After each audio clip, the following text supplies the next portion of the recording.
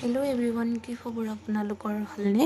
আৰু আজি মই বহুত দিনৰ পাছত 3-4 দিনৰ মূৰতহে আৰু ভিডিঅ' এটা আপলোড দিব ওলাইছোঁ। ভিডিঅ'টো মই বিহুতে কৰি থৈছিলোঁ আৰু যিহেতু মোৰ মনটো ভাল লাগি থকা নাই আৰু জানেই বাৰু মনবোৰ ইমান ভাল লাগি থকা নাই, সেইটোৰ কাৰণে একদম ভিডিঅ' আপলোড দিবলৈ একদমেই মন নাছিলে।